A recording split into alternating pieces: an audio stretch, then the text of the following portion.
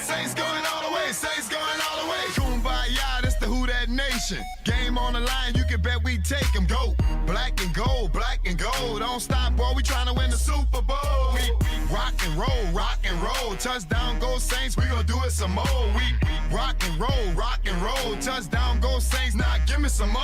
Now, who that, holla, who that, holla, who that, holla, who that, who that nation. Black and gold, black and gold. Oh yeah, fire stuff. Black and gold, black, who that? They ain't ready for us. They ain't ready for us. They ain't ready for the black and gold, black, who that? They ain't ready, what up? They ain't ready, what up? They ain't ready for the black and gold, black and gold. Game time, baby, and I go for the... Hi, I'm TJ Jones, the host of the State of the Saints podcast, and I ask that you like, share, and comment on this video. Thanks for watching. All I gotta say is, who that?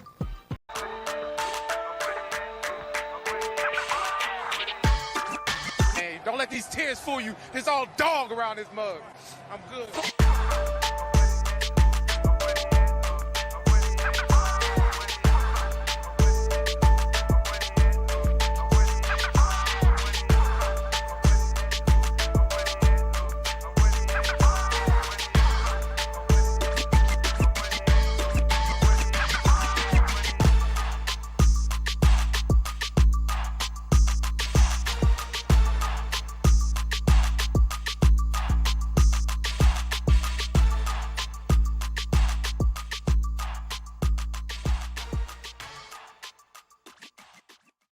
Hey, what's going on, Who That Nation?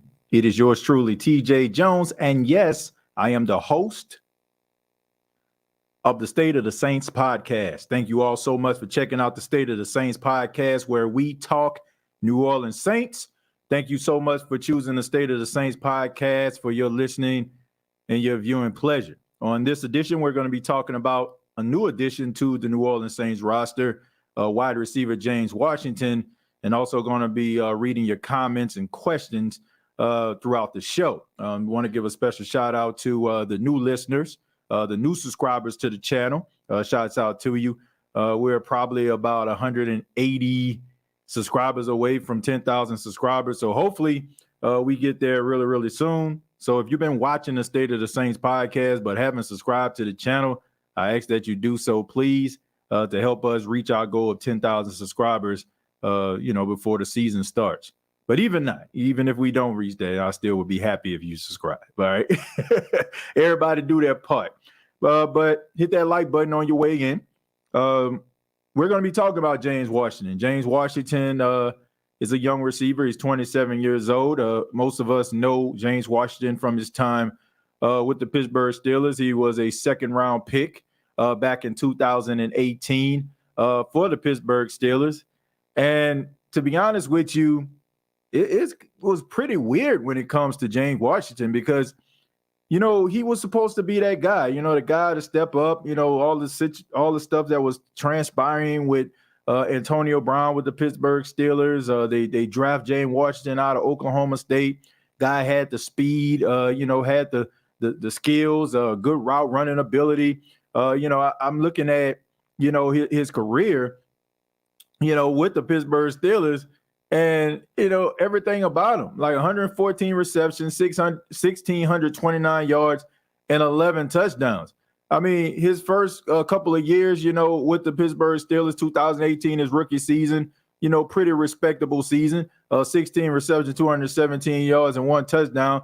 Like he was just trying to get acclimated. And then all of a sudden, he has this magical season back in 2019 where he had 44 receptions, 735 yards, and 3 receiving touchdowns, being opposite of Juju Smith-Schuster. And then the next thing you know, he goes on reserve COVID-19, the COVID-19 list on August 2nd of 2020. And he got activated about 5 days after that. And, he was out there business as usual. He had 2 catches, 34 yards and a receiving touchdown. And then the next thing you know, I mean, I ain't hear from him over the next couple of years. Like, it's crazy. You know, like, I mean, he got signed by the Dallas Cowboys.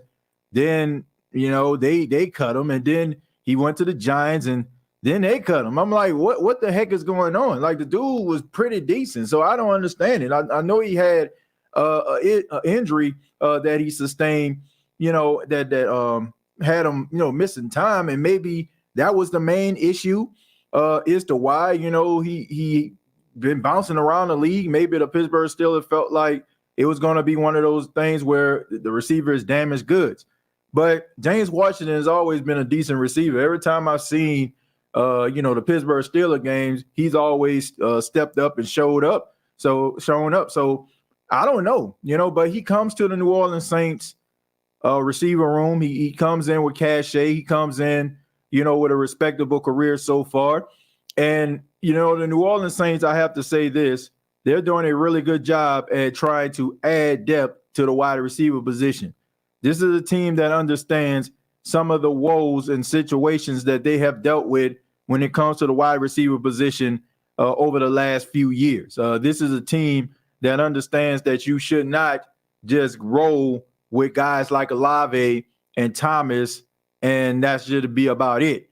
They understand that injuries have occurred, and there have been guys who they have relied on to step up and make plays. And these guys are unproven, guys who have been undrafted, and I don't think they want to go down that avenue again. I think that what they want to do, they want to add depth to this team. They want to give Derek Carr, their new quarterback, options to throw the ball to. And if something was to happen to one of these receivers, they have somebody that can step up. We have to admit, over the last couple of years, if one of our star receivers were to go down, the guy that's next to him, we were not sure if he's capable of going over 100 yards, right? Well, we've seen guys like Trequan, when we've seen guys like Callaway, when we've seen, you know, all these guys who serve as a supporting cast go over 100 yards, we were kind of in shock. Throughout the last 4 years, you know, the only receiver we could really truly count on was Michael Thomas. I mean, we've had conversations before about Michael Thomas being the only receiver on the team, and what would happen is something was to happen to Michael Thomas, and then something did happen to Michael Thomas, and as we all can see, nobody was able to pick up the slack. Last year, you had Chris Olave, who you drafted, and he stepped up. He went over 1,000 yards, and he was who you needed him to be. But I just think that the New Orleans Saints learned their lesson from last season, and they want to add depth. And most importantly, they want to keep Derek Carr happy. They want him to be happy and content and have guys he can throw the ball to. So if you look at the Saints wide receiver room, I don't think there's a wide receiver out there that should be sitting there and just, you know, being like, man, I got this in a bag here. Like maybe like a Olave or something like that, you know, but I don't think that even he is going to come in and be like, man, I'm a starter. I think he's going to approach this. And we all know that old saying, iron sharpens iron, right? Iron sharpens iron, right? The competition aspect of the game, you know, makes guys better. The more guys that you actually have in your wide receiver room, the better and the stronger the competition. And I mentioned this on social media on yesterday. I said, whoever makes this rotation in 2023, they're gonna have to earn it. They can look at themselves and say, hey, you know what, man, I did everything I can do to make this squad. And they should have like a sense of pride with that. And I like it. I like it a lot. You're going to see some guys who you probably wouldn't think are going to get cut. You're probably going to see some guys who probably ain't going to make the team as a form of the active roster that you know. And I have no problem with that because, you know, for so long, you had one top receiver, and then there's been a huge drop-off. When you look at guys like that have come in, like Brian Edwards, James Washington, you know, like you see guys like that who have been on other teams, and you've seen like make plays, you know for a fact that these guys can come in and be a part of that rotation. Then, of course, you have Chris Olave. You got Rashid Shaheed. You know, I mean, you got some guys that have made plays for the New Orleans Saints last season, but it seems like the New Orleans Saints, they want some guys that are going to be some true number ones. and they think of themselves as number ones, even though on paper they are not number ones. And I think that that's a good move because we know that injuries occur. We know that injuries happen. And, you don't want to find yourself scratching and trying to figure out what you're going to do at the wide receiver position. So I have no problem with this. I have no problem with this at all. I think this is a smart move. I think that this is a move that needs to be made. And to be quite honest with you, I think this was a move that was a long time coming. But let me go ahead and read some of your comments, and let's just go ahead and get started, see what you all have to say about the signing of James Washington, as well as other things that you may have on your mind.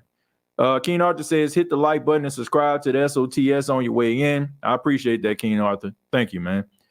Big Chemo and Jerry the OG, welcome, welcome, welcome. Jerry sounded like somebody that's welcomed somebody to the church anniversary. Appreciate that, Jerry. Triple OG. So what we're doing right now, just giving everybody a shout out. Shouts out to all the members of the chat right now. Make the show what it is. I see him on a 53 barring injury. I don't know what we're talking about there. I guess I kind of came in a little bit late with that conversation. It says wide receiver group just became deep. Trequan needs to be cut like yesterday. It seems like everybody has an issue with Trequan Smith. Like I get it. He's been on his team for quite some time, and he hasn't been what we wanted him to be or needed him to be. I mean, he showed up every now and then from time to time. He'll make a play or a clutch catch. I'm not going to take everything away from Trequan Smith. I mean, there are times where, Trequan has shown up in key moments where the Saints needed a go-ahead field goal or a touchdown to put them ahead, and Trequan was there. But you have to be honest. Like, that's not what you just were drafted to do. Like, just come up and clutch plays late in the fourth quarter and that be your only catch of the game. You were supposed to be the guy that the Saints can rely on down in, down out. If something was to happen to the number one, you step up and be that guy.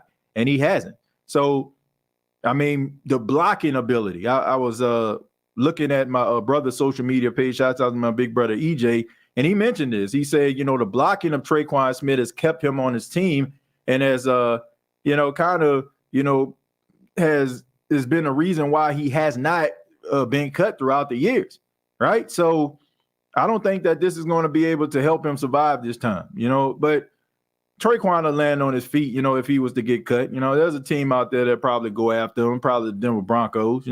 I think that Trequan Smith has something to offer a team. I just think that what the Saints need right now is not what Trequan Smith can offer, and it can't just be about you blocking on the outside. That can't save you all the time. You got to be able to go out there and make plays consistently, and that's something that Trequan has not done. And I think even last year, the writing was on the wall when you had so many receivers go down and you didn't really see Trequan out there consistently. Like you look at Jarvis Landry being injured, Michael Thomas being injured, and a guy like Trequan who has been on his team longer than any of these other receivers, you would think that he would be ahead of the pecking order. But you start to see other guys out there that weren't even on a team, back when he was drafted. So that's not a good look for Trequan. It's not a great look at all. He didn't get a chance at Dallas because of his foot injury, but he should be ready now, can take the top off. Yeah, I think he can not only take the top off the defense. I mean, the guy's a really decent route runner as well. And, I like what the Saints are actually doing here because I alluded to this quite a few times on the podcast where I just feel like the Saints, they get wide receivers that are good at one thing and not good at a multifaceted of things. And this is something that you need, especially since we have seen injuries occur at the wide receiver position. You have that one number one receiver that can do a multifaceted of things, right? But when he leaves, now you're relying on a guy that you only signed because he had the speed to take the top off the defense. Well, what happens when he slides into that number one role and he's going up against that number one cornerback? What about the footwork? What about the route running ability? So it drops off tremendously. If you can actually add guys to the team that can do a multifaceted of things, if something was to happen to a guy like Michael Thomas or Chris Olave, knocking on wood when I say this, you can actually have guys that can come in and that can fill a void. Now, it's not going to fill it completely. I mean, Chris Olave and Michael Thomas are special, and they were drafted where they were drafted for a reason. It's because of their ability to be able to get separation in tight spaces, their ability to use their hands and their feet in order for them to get better positioning than the corners. But you need other guys that can do this too. And James Washington can provide that. And Brian Edwards can provide that. And you have so many other guys that can be able to do that as well. So the more guys that you have that can do a multifaceted of things, the better you have. If somebody was to go down, that you can still be formidable as an offense, right? And if, let's just say you might have to lose some of those guys that have this ability, but at least the guys that have stepped up in training camp are the guys that showed that dog mentality. So much of a dog that they made the 53-man roster, and you better believe that we can count on them if somebody else was to go down. That is something that the New Orleans Saints have needed for I don't know how long. It has always been, it's kind of like basketball for some reason. Like I watch, you watch NBA basketball, there's probably one star player, right? Or maybe two. And then you have role players. You got the guy that can shoot the three. You got the guy that can rebound. You got the guy who played really good defense. That's kind of what the Saints had at wide receiver. You had the star, Michael Thomas. Then you had, a guy that can take the top off the defense and, and guys of years past like a Brandon Cooks or, guys like, Callaway was another guy. Trequan was supposed to serve that role too. And then you have probably a guy who was probably a little bit bigger and physical. So all these guys served like a certain role, right? But that's not going to get you where you need to be, because you're relying on those guys to be healthy, and we all know that when it comes to, football, somebody's going to get injured. And, it's just a matter of time. I mean, the people thinking that guys are going to just stay healthy 100%, and like, it's not going to happen. Somebody of significance is bound to get injured and miss some time. That's just the way it goes in football. ATJ, start us off right with the DA walk. The DA walk. Let me see.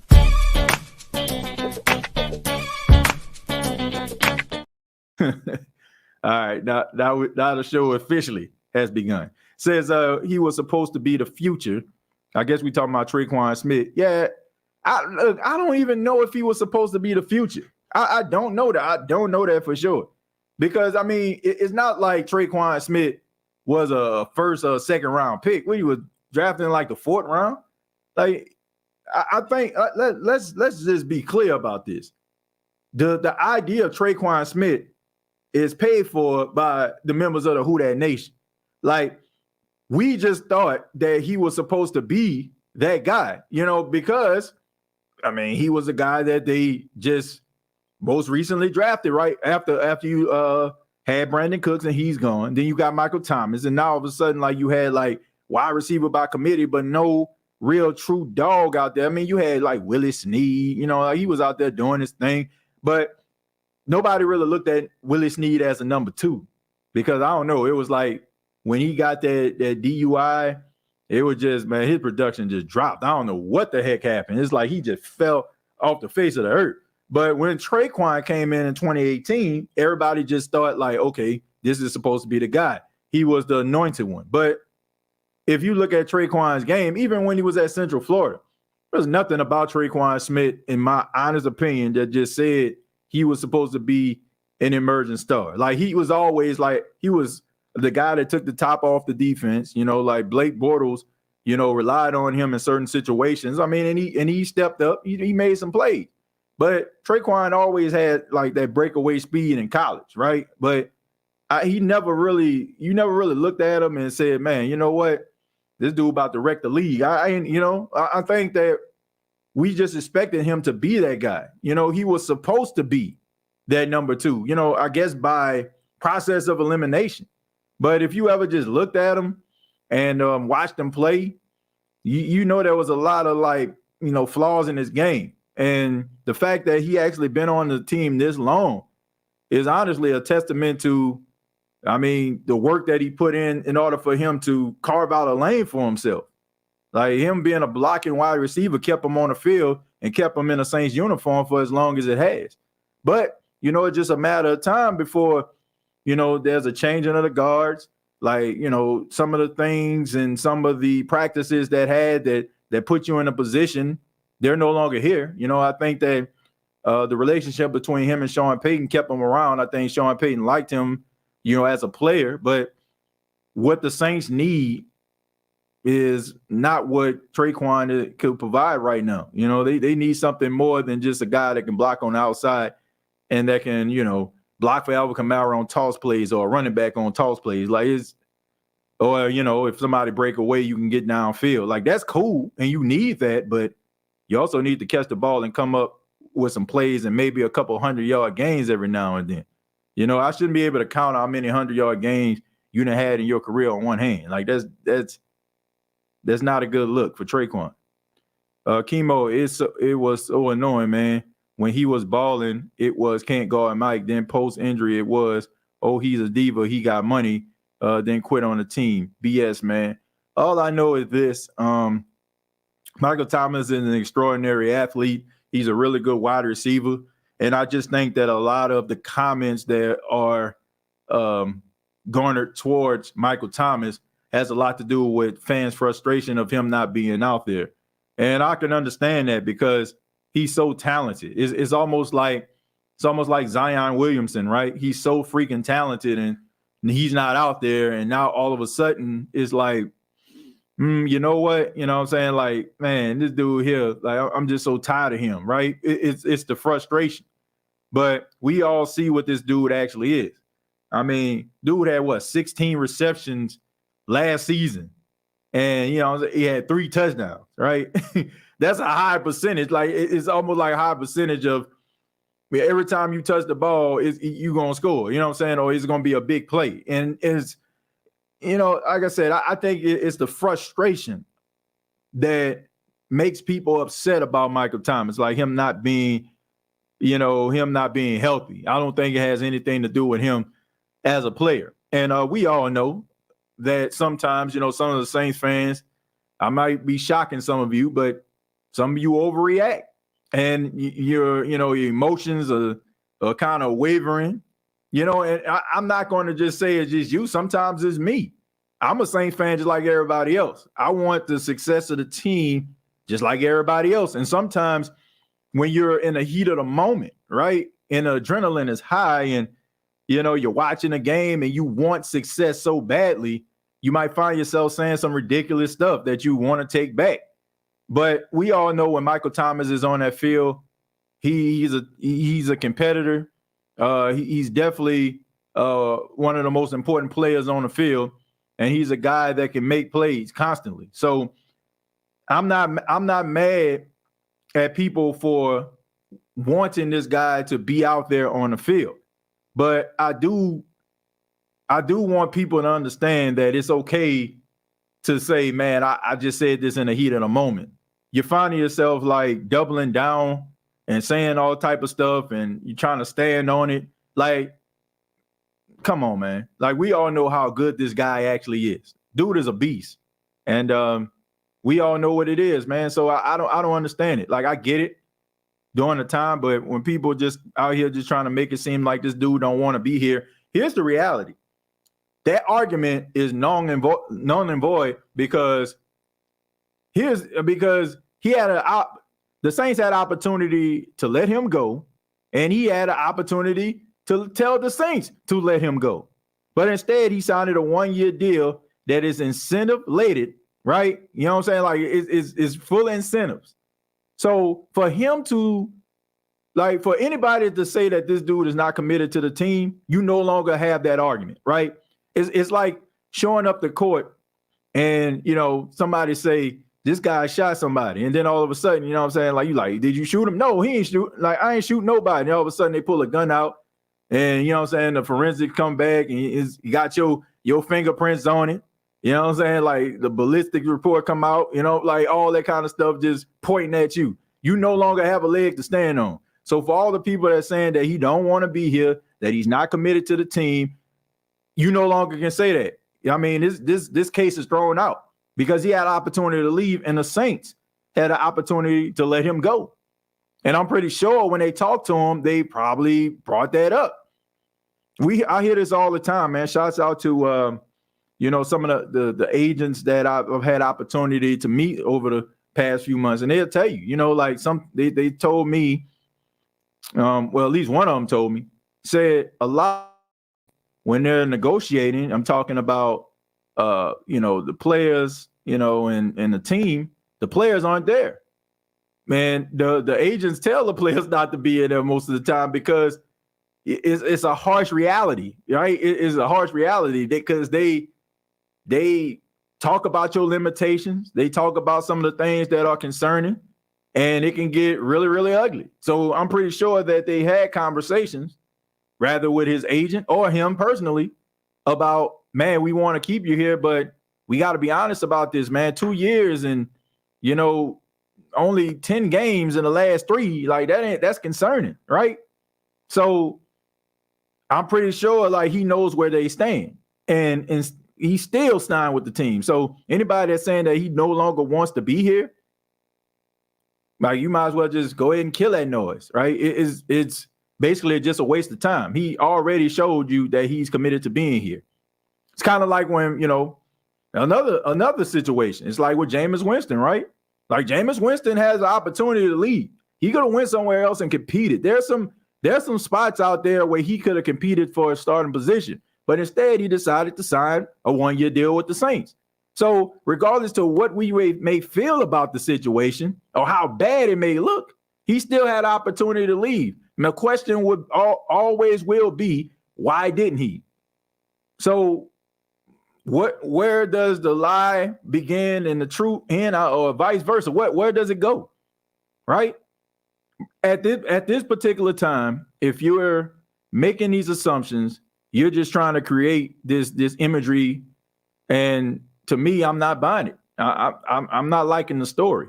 So sometimes we just got to go ahead and just ball it up and just say, man, it is what it is. I was wrong, or the fact that, he proved me wrong, because he had choices to go somewhere else. I don't care how hurt Michael Thomas. I don't care, man. I don't care how hurt this dude is. There was a team that would be willing to commit to Michael Thomas because of the talent, the skill set, the ability that he possesses. They want some of that. So regardless of how you may feel, he damn is good. Okay, you think Green Bay wouldn't take a chance on him? You don't think the New York Giants would have took a chance on him? I mean, some of these other teams that need these wide receivers, you don't think the Rams probably would have took a chance on him? Trust and believe they would have took a chance on him. So, another one man's trash is another man's treasure. I'm not calling them trash. I'm just using this for an example. What you may see as damaged goods, another team sees that as a promising guy, and if he's healthy, he's gonna wreak havoc. So I always believe in Michael Thomas. It's never been his competitiveness. It's never been, the way he approaches the game. Has always been the injuries, because we all know when this dude is out here, he's a bona fide certified beast. End of story. Speaking of the NBA, TJ, I guess you heard about Doc Rivers being fired by the 76ers. Yeah, I heard about that, man. To be quite honest with you, I'm gonna just keep it 100. I'm not that real big of a Doc Rivers fan. Doc Rivers, to me, is the Marty Schottenheimer of basketball. I mean, unlike Marty Schottenheimer, Doc Rivers has won an NBA Finals. I get all that with the Big Three and Boston and all that kind of stuff. Yeah, okay, fine. But if you look at some of the teams that he has inherited over his coaching career, not being able to get over the hump, I'm just saying, like, he wins a lot of games, just like Marty Schottenheimer. He can get a team to the playoffs, just like Marty Schottenheimer. But when it comes to over the last few years, almost decade, if you want to be honest, yeah, it's been over a decade. Last decade, he can't get the job done. So you can't just be like, oh, because it's Doc Rivers, Like, it can't be like that. Like, even with like Greg Popovich, right? With Pop has won 5 championships with the San Antonio Spurs.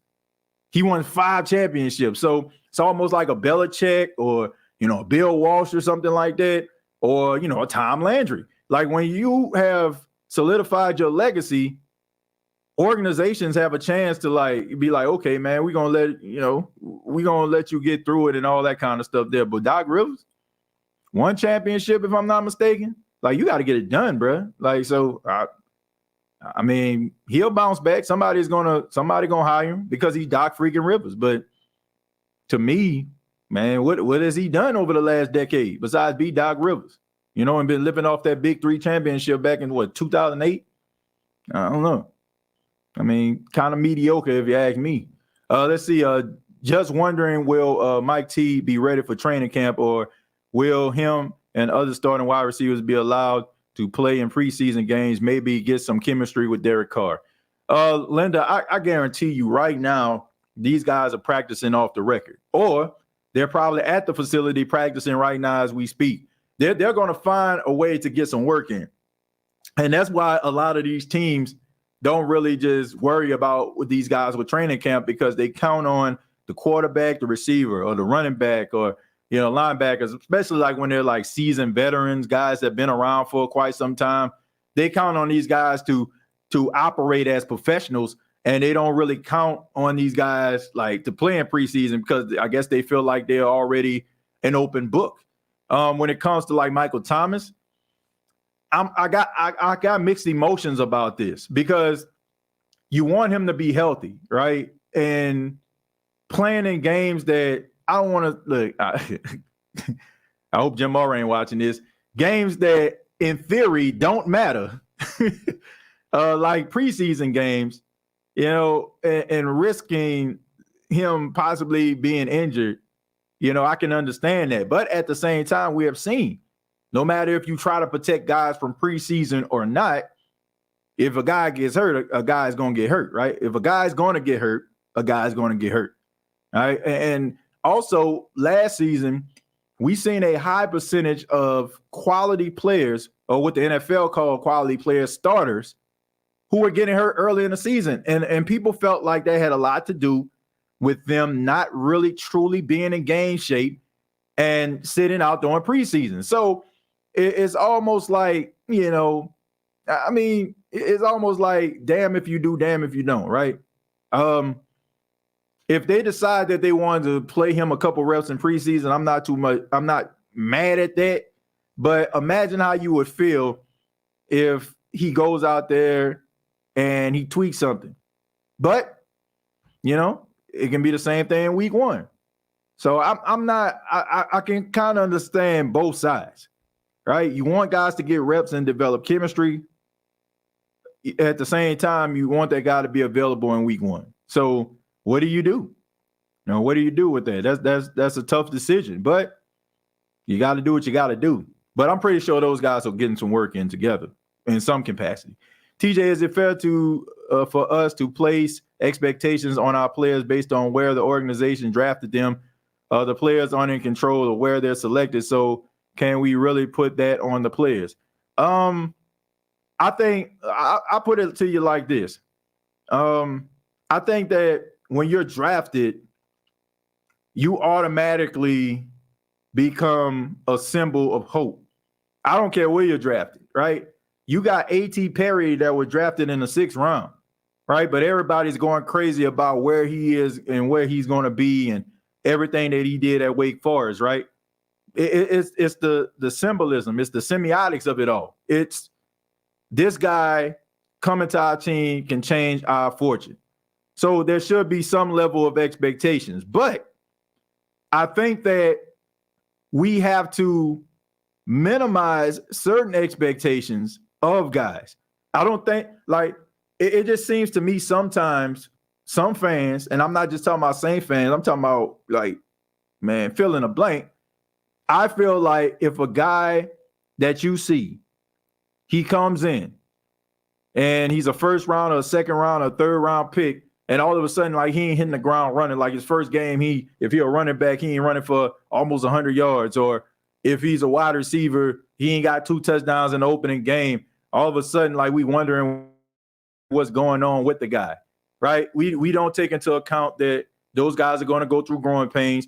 Those guys are going to go through little, rookie issues. They're going to hit the wall. There are way more NFL games played than college football games.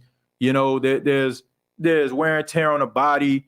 You got the best of the best going up against you every single week. And I just think that we automatically just, you know, I don't know, we just automatically just, you know, criticize the people, you know, criticize the guys for not being what we want them to be right away.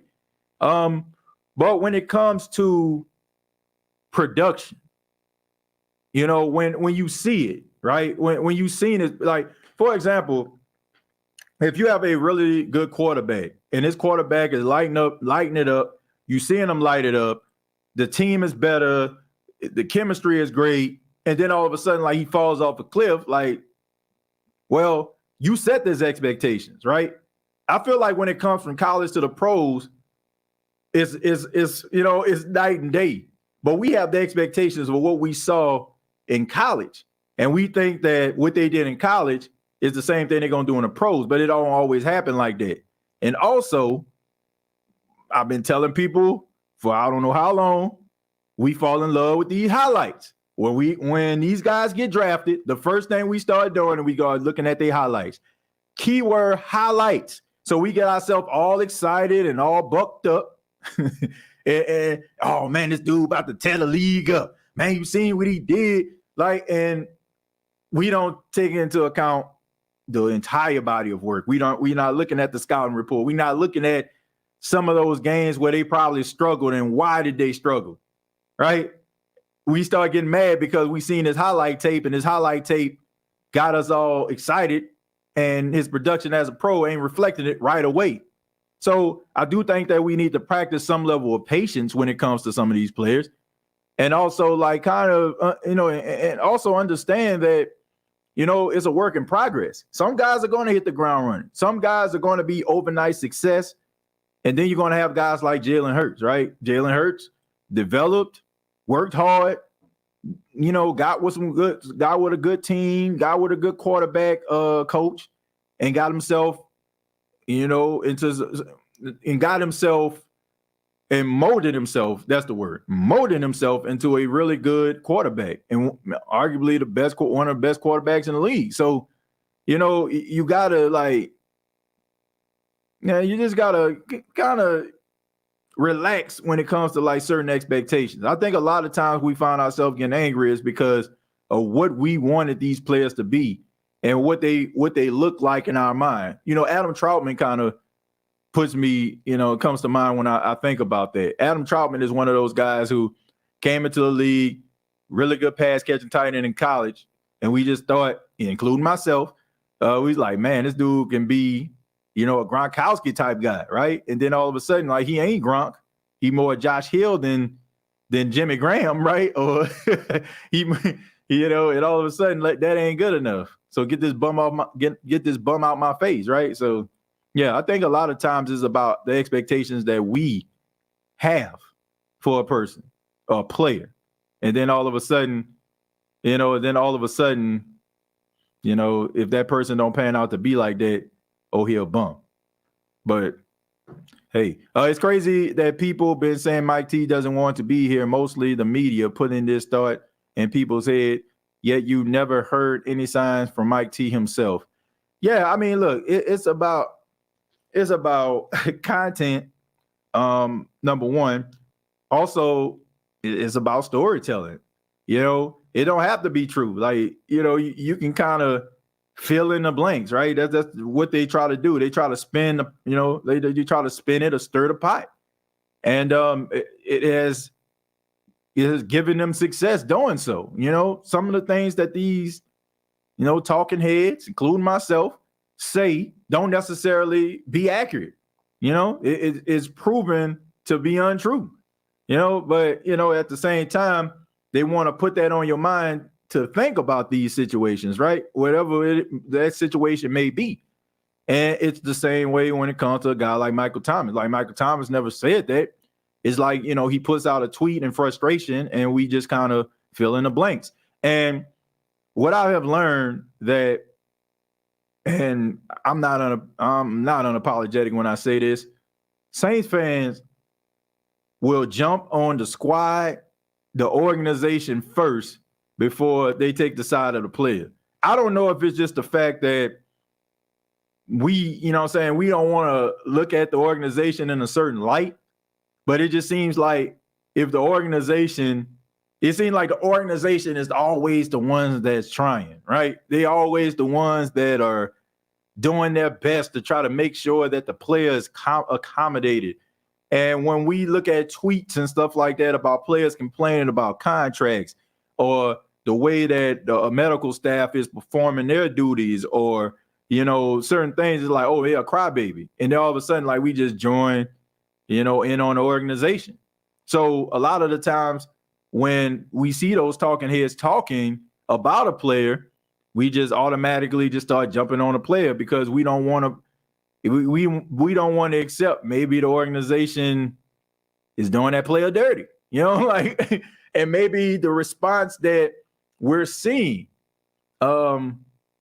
is because of what the organization has done, So a lot of times I just feel like maybe, just maybe, we need to look at all sides. Like, why would this think about this? The organization gonna always be there. The organization's always going to be there. They're going to always, fill the Superdome. They're going to always fill Lambeau Field with people, right? They're always going to be around. But the players, if they say something, that can jeopardize their bottom line, jeopardize their future with the NFL, but they're willing to go on social media and vent their frustrations. You ever just thought about why would they sacrifice or be willing to sacrifice that? And what would drive them to that point where they're willing to not even look at their bottom line to let you know the practices of the organization?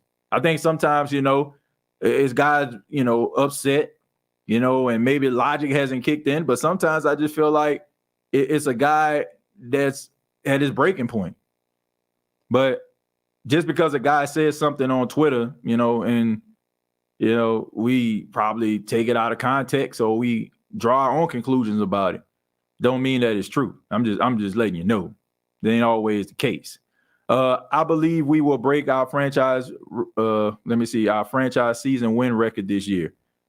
That's some wishful thinking right there. I'm not one of those people that look at a roster and be like, man, this is going to happen. I don't know. I thought that this team was going to be pretty decent last year, pretty good last year, and it didn't happen. So I'm not trying to be Debbie Downer. I'm not trying to be Debbie Downer. If you're excited about the team, cool. Great. But at the same time, I need to see this thing happen. I need to see this thing in real time. I need to see this team winning consistently. I need to see this team not getting in his own way. I need to see better coaching decisions before I'm fully, I don't want to say fully invested. I am fully invested, but to be fully convinced that this team has turned the corner. I'm not doing it. I don't know how, to be quite honest with you, I don't know how many games the Saints are going to win. I know how many games they should win, looking at this schedule. But am I confident that they can do it? Not as confident as I've been in years past. Did the Saints sign a rookie quarterback? Yeah, they signed Jake Hayner, quarterback out of Fresno State. Last year, he had 20 touchdowns, 3 interceptions, a 72% completion percentage, has really good touch on the football. It was about 5'10", drawing comparisons to Drew Brees. I don't really see that, to be honest with you, besides the fact that they're around the same height. But, you can't just, look past and gloss past the fact that the guy's completely accurate. And I do feel like if Jake Hayner was a little bit taller, I think that he probably would have went earlier. I think he probably would have been a late first or second round pick. To be quite honest with you, I'm saying this. If he probably was a little bit taller, he probably would have went ahead of Will Levis. For real. I really, truly believe that. I think that his height played a huge role in him dropping to that fourth round and the Saints picking him up. You got a full game, not highlights. Yeah, you got to have it. You got to have a full game, not just highlights. And look, there's nothing wrong with highlights. There's nothing wrong with that. Look, I've made some highlight packages throughout my time, but you also got to be able to look at some of the struggle games, right?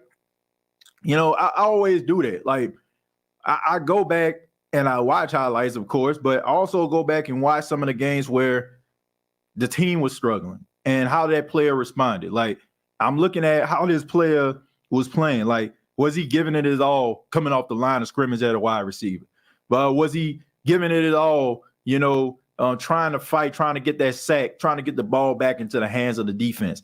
You can tell a lot about a player when they're trying to overcome adversity versus them grandstanding and hot dog. And I'm just gonna be real. The best footage that you can find, are some of those good moments, of course, but in the face of adversity, you can find what you really have. I think the Eagles didn't know what they had in Philly. I don't know exactly who we talking about with this. I don't know who we talking about. Who does the Philadelphia Eagles have? You're right, TJ. See what they have on the field, play ball. You're right about highlights. Who that, family? Yeah, I mean, look, there's nothing. I'm telling you, there's nothing wrong with highlights. I'm not here to poo-poo on highlights and be like, man, highlights trash. Like, no.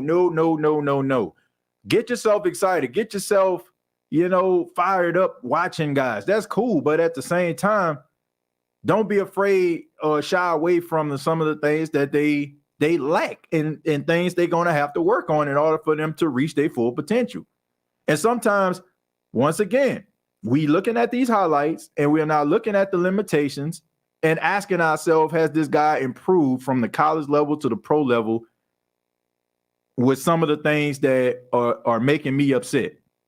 I mean, sometimes you can go back and watch some of that footage and some of the things that are making us upset.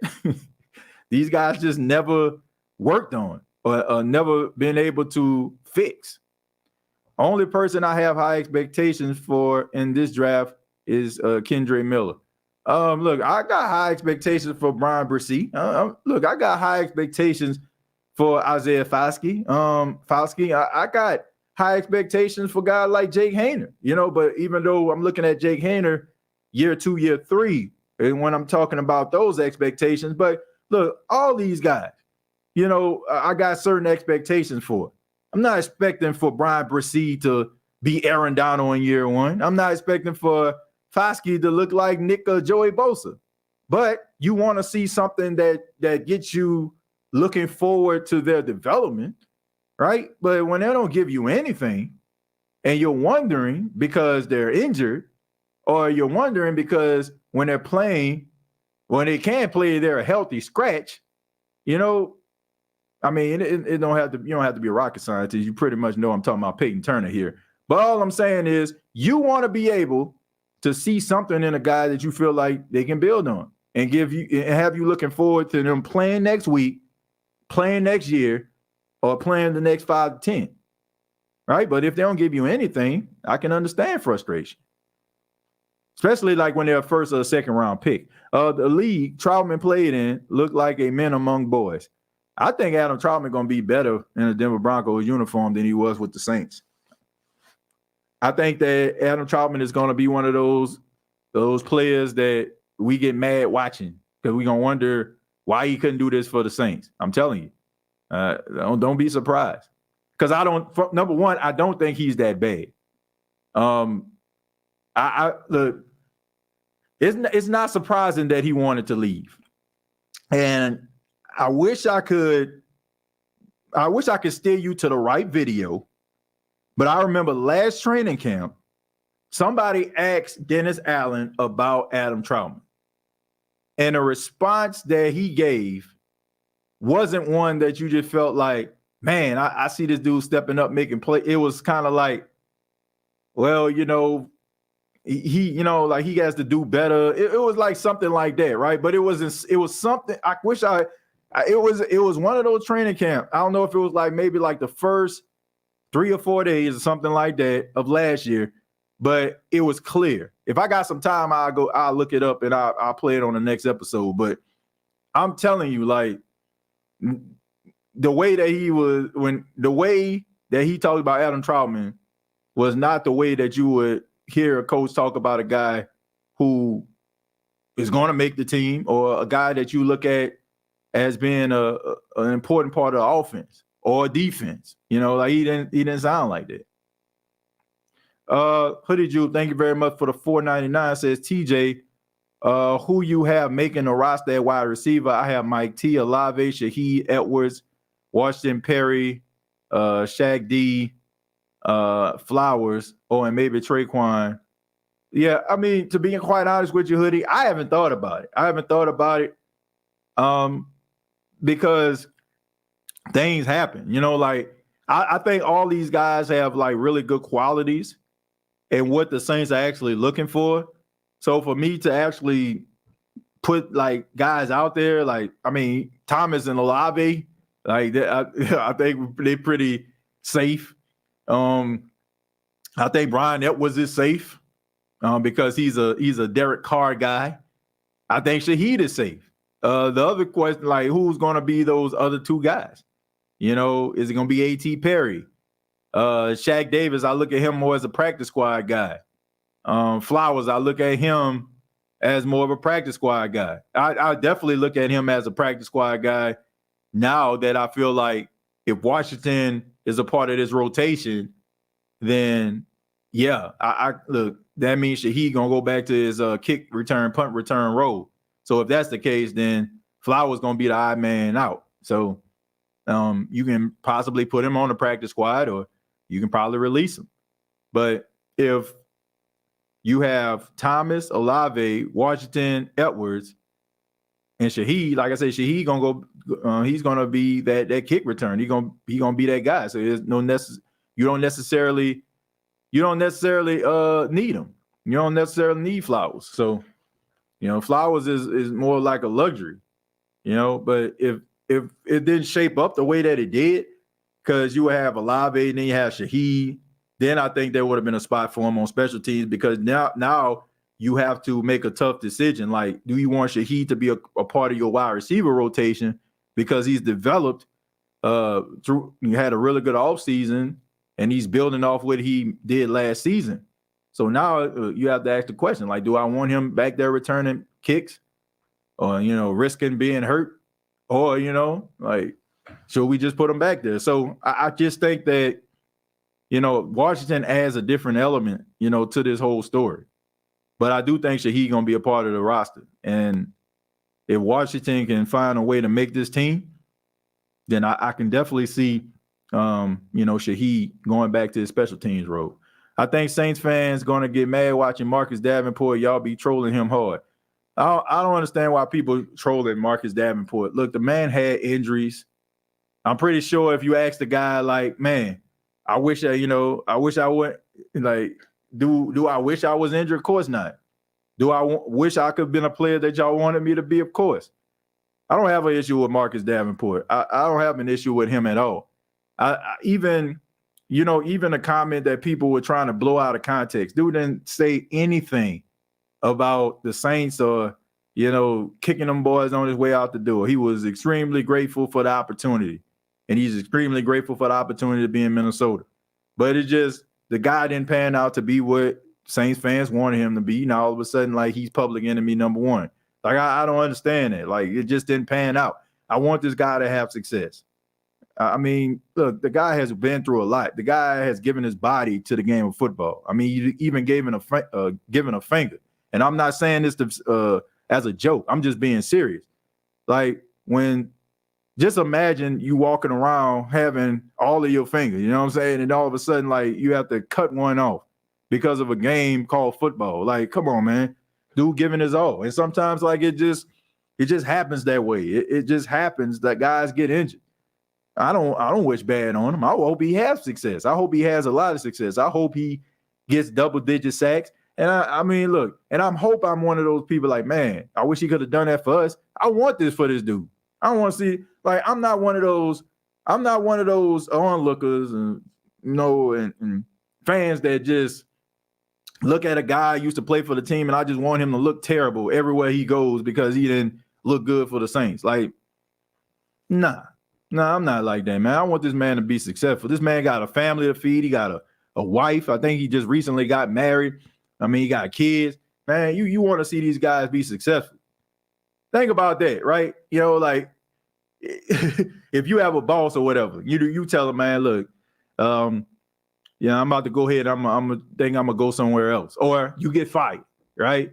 And he says on the way out, we're gonna let you go. And I hope you never find success. I hope you never find a job that pays you remotely the same money that we paid you here. You're a waste of time, you're a waste of space. You know, like, think about that, man. Like, you want this guy to be able to provide for his family. Did he not look good at times? Absolutely. But that don't mean I want him to continue to look like that. He just didn't pan out. But, you know, it just happens, man. But I'm not wishing this man any ill will, and I hope he finds success in Minnesota.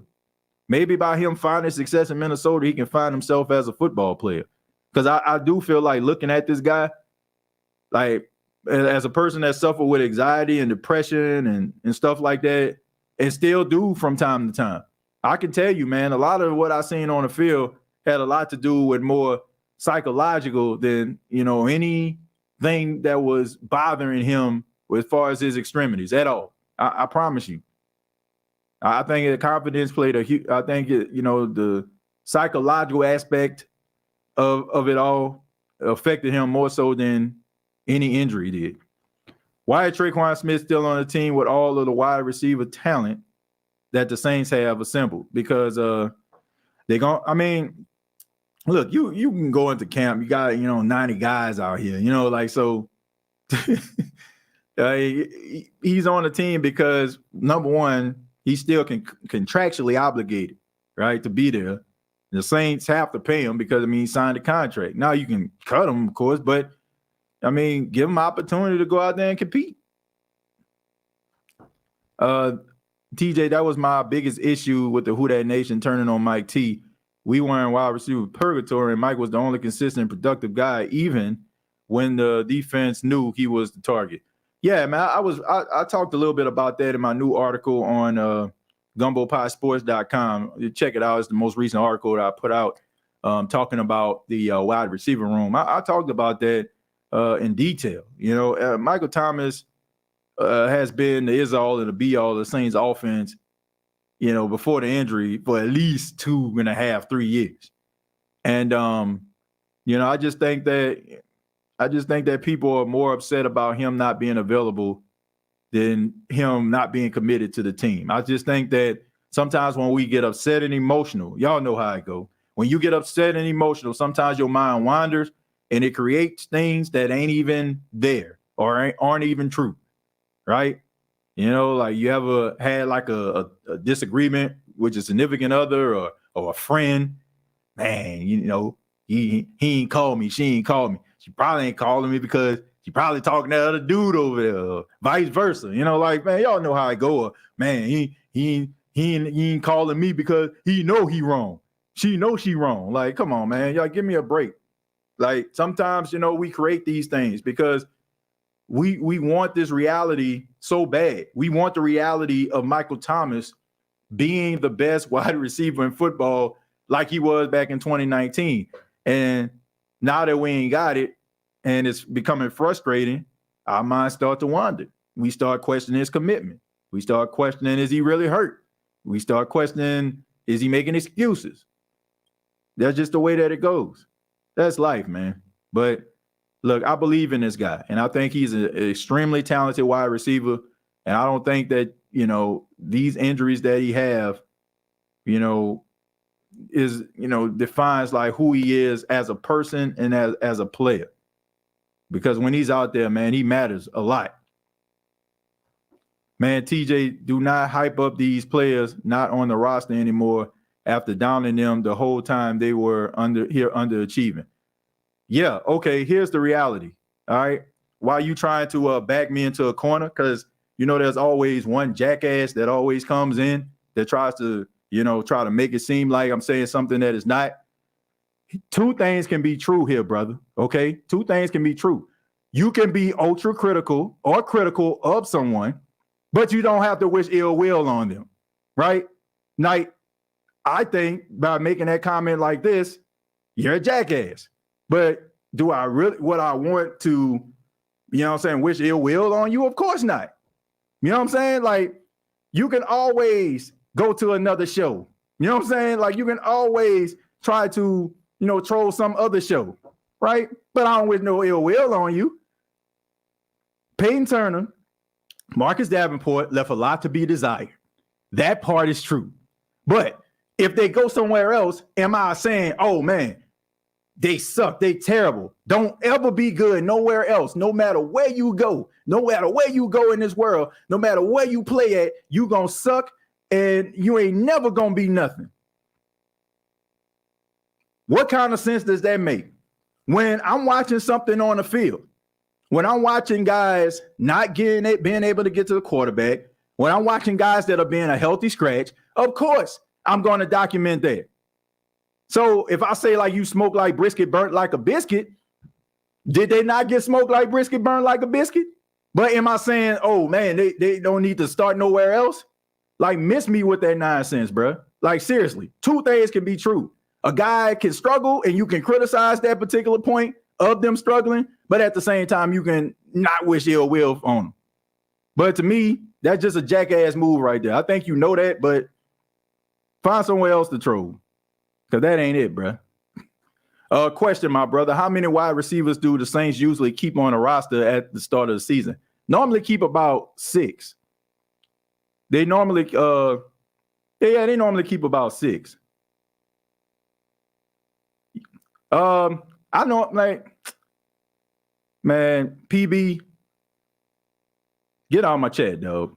Get out of my chat. Moderators, have that boy exit stage left. Exit stage left.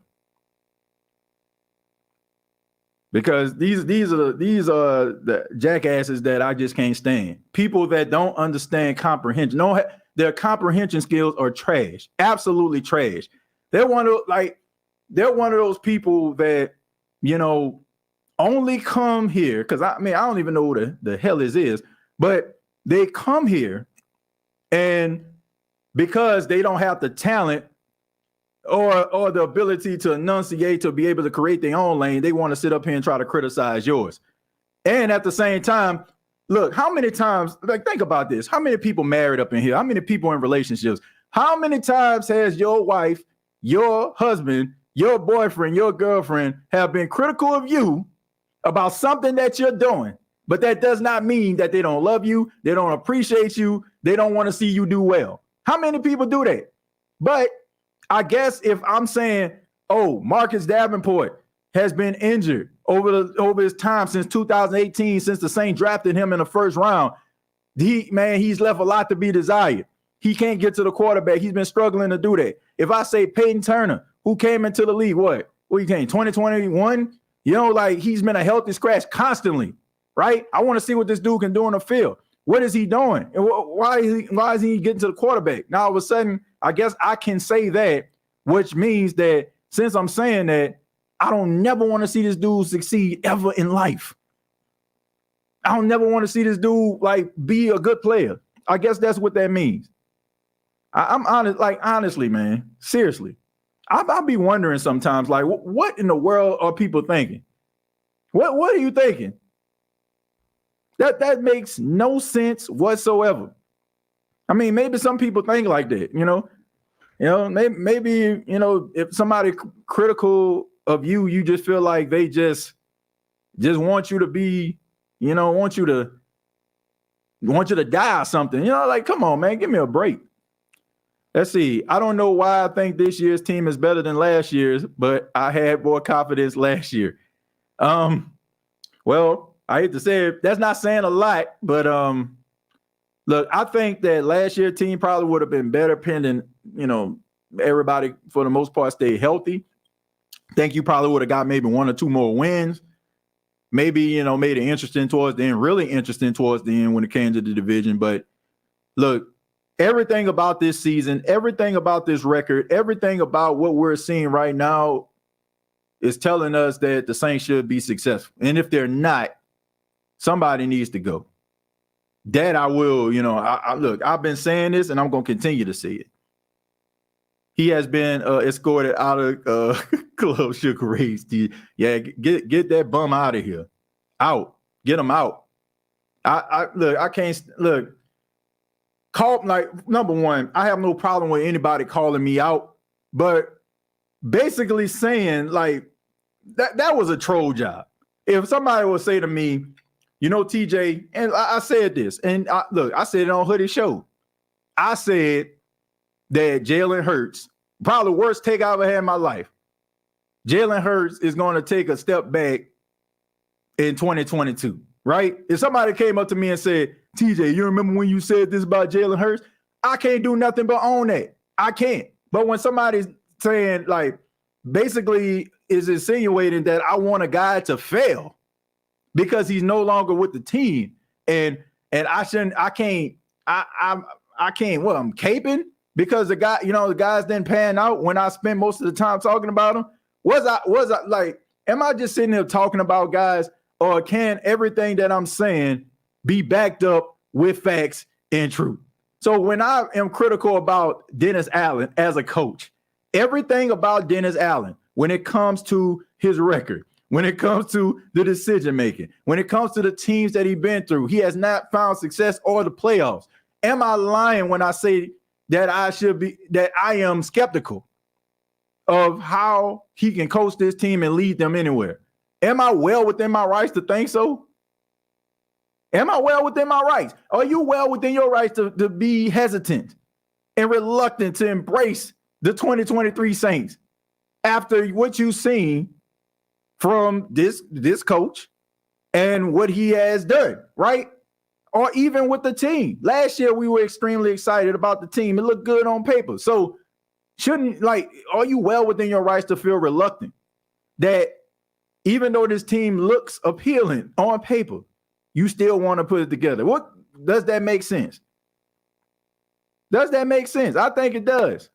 But instead, man, TJ, man, you talk about DA, man, you don't know what you talk about, bro. Everything that I'm saying about with Dennis Allen, as of right now, as of May 16th at 3:49 p.m. Eastern Standard Time, can be backed up with research and from some angles, some facts. You know, like, he has not made the playoffs as a coach. He has yet to produce a winning record as a coach. So if I say stuff like that, like, it's true. Like, how can you dispute that? TJ, people have a if is not red, it's blue mentality, man. They conflate being critical of sometimes as hating them or wishing ill will against them because they perform unfavorably.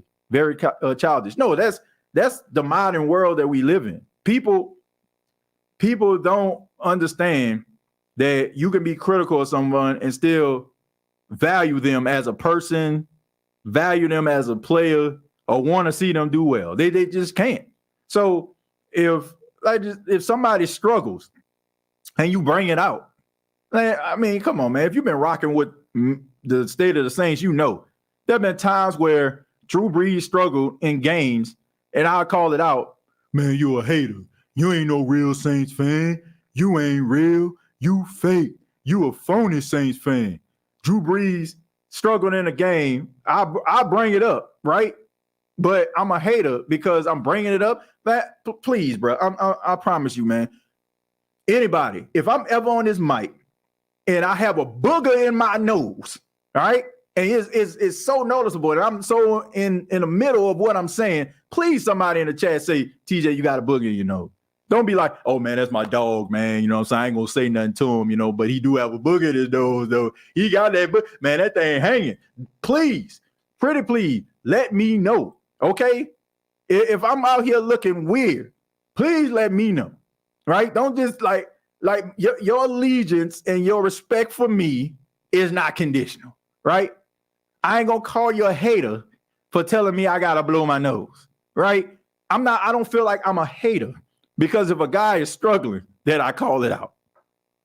Like, to me, you're a moron if you see a person struggling and you feel like if I say something, then I ain't no real fan or I ain't true to a person. Like, man, the way some of y'all move in 2023 is hysterical. Absolutely, positively hysterical, for real. It's hilarious. But please don't have me out here looking funny. Shouts out to my guy, Derek Augustine, man. Y'all, shouts out to Derek, man, from All American. He's in the chat. Shouts out to the brother, man, doing really good work out there in Hollywood. Good brother right there, man. I'm telling you, it's a matter of time before that boy hitting the stage doing this. I feel like slapping somebody today. Slapping somebody today. I feel like slapping somebody today. Shouts out to Derek, man. Every time you come up here, man, look, that's that boy intro right there. Because I'm telling you, man, the guy, man, shouts out to Derek, man. He's such a great actor. You know, it's a matter of time before, you know, he's nominated for an award, okay? Just make sure you don't slap nobody, man. We want to see you come back. We want to see you come back. We want to see you come back to the award shows, man. And, hey, man, good brother, though. Good brother. I love my Saints, but I can tell the truth about them and say so. Yeah, I mean, look, that's just the way that it goes. That's just the way that it goes sometimes, man. That's just the way that it goes. It's okay to be critical. You know, like there's nothing wrong with that. You can still show love. TJ, you got a boogie in your nose. I knew it was coming. I knew somebody was gonna say that, man. Let's see. TJ, did you go to Jazz Fest? No, I did not. I didn't go to Jazz Fest. But I plan on going to my fair share of games, and hopefully I get down there to the training camp. I want to try to get down there to training camp. I've already have made some accommodations to actually do a podcast for one of the Saints home games at a restaurant on the West Bank. So when I get all that together, man, I'll let y'all know. But I definitely want to go to my fair share of football games, and also just meet some of the members of the Who Dat Nation that make this show what it is. You know, shouts out to you. Let's see, TJ. I'm like Morgan Freeman when it comes to troll. I got the hammer and the nails. Yeah, man. Look, I appreciate that. Shouts out to the moderators in the chat. Okay. Shouts out to the moderators in the chat, going hard, you know, doing they due diligence, being that Morgan Freeman that I need him to be. You smoke crack, don't you? Look at me, boy. Don't you smoke crack? Ain't nobody say anything or do anything today. Well, actually PB did, but you know, I just wanted to play that. That's that new soundbite, man, that we just added, man. The Morgan Freeman lean on me. You smoke crack, don't you? Added that to the rotation. People just like to be delusional. Yeah, they try to be delusional. Look, man, you can't knock me off my stoop. Straight up. You can't knock me off my stoop because, look, if somebody tells me something that I said, I'm going to own up to it. Straight up. So what can you do with somebody like that? Or, you know, like, I'm going to call you out if you're on that nonsense, which homeboy was. I'll be kicking it. Elante Taylor, when he comes to LA, he said we will do big things this year. Man, shouts out to Elante Taylor, man. And that's what's up right there, man. Look, I like Elante Taylor. I think that he gonna take a huge step forward. I already think he had that dog mentality, man. He just had to put it together. So I think going into his second year, he gonna be pretty doggone good. You know, he reminds me a lot. It's crazy. He reminds me a lot of Eric Berry. To be honest with you, man, the way that he plays, the way he flies around the field, the energy that he comes with, you know, it's ironic they went to the same school, but that's who he reminds me of. I don't know if Eric Berry had how instrumental he is or how often he talks to Elante Taylor. I'm pretty sure he talks to him because they went to the same college, but I see a lot of Eric Berry in that dude. TJ, my guy, good show. Trail was happening. Appreciate you. Taylor needs to be cornerback number 2. I still believe in Paulson Adibo. Had a little bit of a down year. It's going to take more than, you know, giving up a touchdown or 2 for me to just say this dude just slow. I mean, we was singing this dude praises and having that one-hand snag against the Atlanta Falcons in his rookie year on repeat on social media. And all of a sudden the dude let one pass get behind him against Tampa Bay and, you know, and then I'm sorry, you know, like he got beat by Jamar Chase. Like how many other players then got beat by Jamar Chase? Give me a break. Like, you know, but look, I'm not ready to give up on a guy like Paulson Adibo yet. I think that Paulson Adibo is only scratching the surface how good he can be. He's a smart player, and I think that a lot of what he was going through was that ankle injury that he sustained early in the season. I think that kind of affected his ability. But I mean, he's going into his second year. I just hate that. Man, a guy goes from Tulsa to town, and all of a sudden, like, he can't be fixed. Like, come on, man. Like, what we seen from this dude was some pretty good stuff. Then all of a sudden, like, a couple of plays or two don't go his way, and all of a sudden, like, get the bum out of here. Like look, I'll take Paulson Adibo. I'll take Paulson Adibo on my team. I like when the sophomores want to show everyone that we are better than rookies and now the best vets. Let's see. Big three at cornerback. I think Paulson Adibo going to be much better. I'm telling you. Paulson good, but it seems like Elante is better.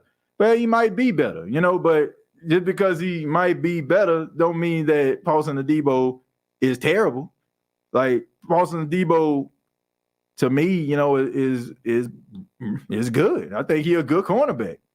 I think that when we look at cornerbacks, if they don't resemble Revis, if they don't resemble Dion, or some of these other lockdown, shutdown corners that they have out here, then all of a sudden, like, we just look at those guys like they just trash. But everybody can't be a lockdown, shutdown corner, But that don't mean that they ain't fighting and competing every game. That's what I'm saying. Like, when the dude came into the league, all of a sudden, like, we just wanted the dude to be locked down, right? We just had this vision of him being a lockdown corner because the Saints drafted him. So because the dude, gives up some plays from time to time, and all of a sudden, like, our expectations of what Paulson Adibo is supposed to be is the reason why we don't like the dude. But like I said, we was playing that one-hand interception that he caught in the Atlanta Falcon game on repeat, like, all 2021, right? Oh, man, look what he doing. Look what he doing, boy. B, look at that one-hand snag against the Falcons. Man, look at that snag. Look at that snag. And all of a sudden, man, I don't know what happened, man. He ain't good no more, bro. What happened? Man, put Elante in. Like, come on, man. Like, I like Elante Taylor, but come on, man. Everybody go through growing pains. I mean, we seen, and I don't think you get no better than Marshawn Lattimore. He was out there getting posterized and burned by Justin Jefferson, but, he top 5 cornerback in the league, in my opinion. So I don't care who you are. Guys going to get the best of you, right? These wide receivers are freaks of nature, right? So so it's just a matter of time before your number is called, right? Jalen Ramsey, another guy. Yeah, I mean, he gets smoked every now and then. So look, it happens. It happens. I don't care who you are. Your time is coming. Your time is coming. I mean, we seen Revis. Revis out there getting posterized by Moss. We've seen it. We seen Dion, getting out there getting worked by Jerry Rice. We seen it, right? And I don't think he on any of these guys' level. So what you think gonna happen to him? It's gonna happen from time to time. It's really all about who wants it more. It just looks like Elante wants it. Yeah, I mean, I think he wants it, but who's to say that Paulson Adibo don't? I really feel like this. We fall in love with characters. We like characters. We like guys that are outspoken. We like guys that come with a certain level of energy, and we put those guys ahead of other guys because they're so outspoken. Like CJ Garner-Johnson, like Smoke Monday. Smoke Monday ain't played a snap for the Saints, but it ain't a show that goes by when I'm talking about the safety position. Man, what about Smoke? What about Smoke? All because Smoke Monday passed Mercedes-Benz Stadium and said, y'all gonna have to see me twice next year. And y'all seen that. And then all of a sudden now he's a fan favorite. Because Elante Taylor, when he speaks, he's more outspoken. And then when you see Paulson Adibo, he gives you more of the nip and tuck, politically correct banter. Ain't really just a guy that's just all up in your face, we just automatically just look at that guy and just be like, man, Taylor wants it more than Adibo. I do not believe that. I don't believe that Elante Taylor wants to be a starter in the National Football League more than Paulson Adibo. I think that Elante Taylor's personality shines a little bit more than Paulson Adibo. I think that we like Elante Taylor because of his personality, and we have seen that on countless occasions and more than Paulson Adibo. We see him out there on the field, and he's a little bit more, animated than Paulson Adibo. And I think with that, we just give him the notch. I mean, Paulson Adibo is going into his third year. His first year, to be honest, his first year looks like Elante Taylor's first year.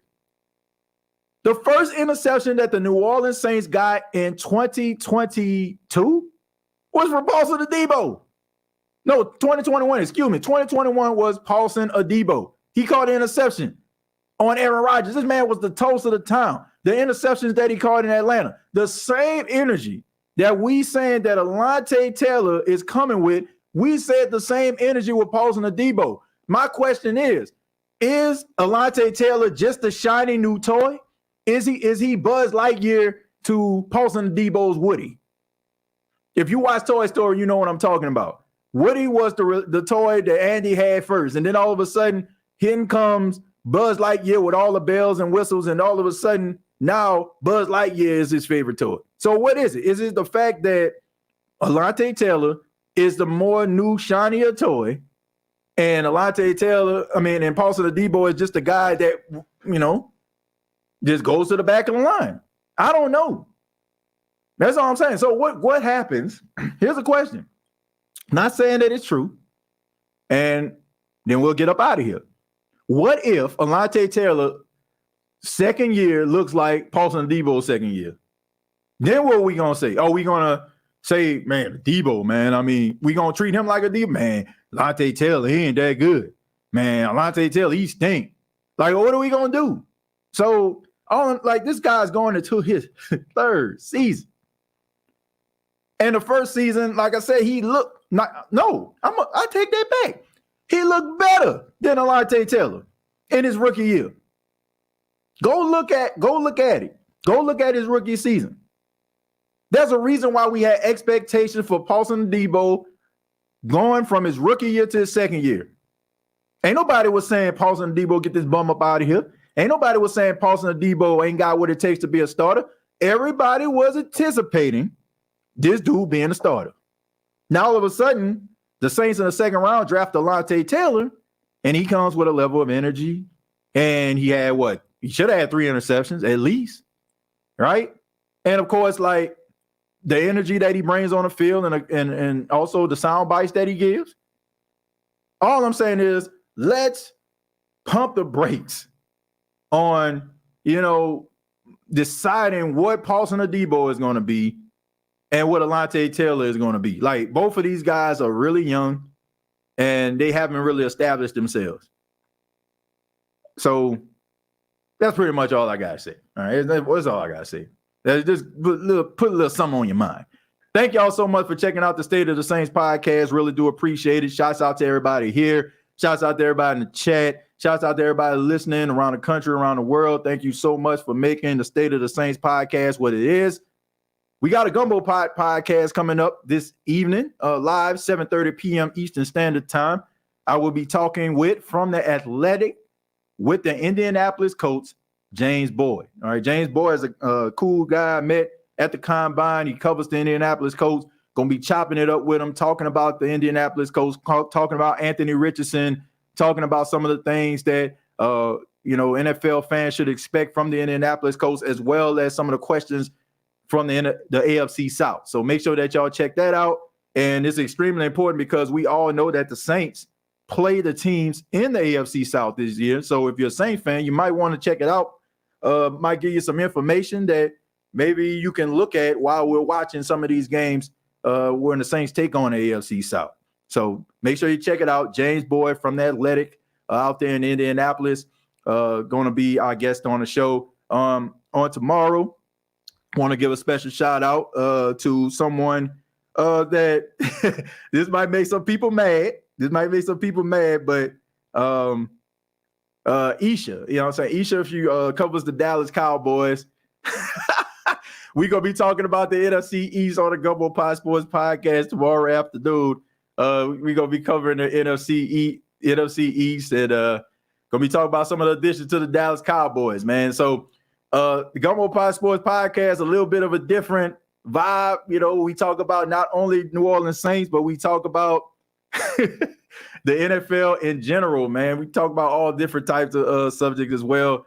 It's a great I'm really enjoying doing the Gumbo Pod Sports Podcast, and those that been checking it out, I hope that you all enjoy it too. But State of the Saints Podcast, always number one in my heart, you know, and make sure you subscribe to the channel, youtube.com, search the State of the Saints Podcast, and also the Gumbo Pod Sports Podcast. You just search Gumbo Pod Sports Podcast, and both podcasts are available on Apple Podcasts, Spotify, iHeartRadio, Anchor FM. And also you can check out me on Twitter if you want to interact at TJAY Jones 8. I see the chat right now, like Cowboys. Yeah, man. We got to cover everybody, man. We got to cover everybody because that's what the Gumbo Pod is all about, man. And man, I love sports. So yeah, we're going to be talking to a Cowboy fan, man. But she mad cool, man. Met her at the Combine too. Does a really good job covering the Dallas Cowboys, and man, she's passionate about sports. Y'all see. But till next time, all I gotta say is, who that?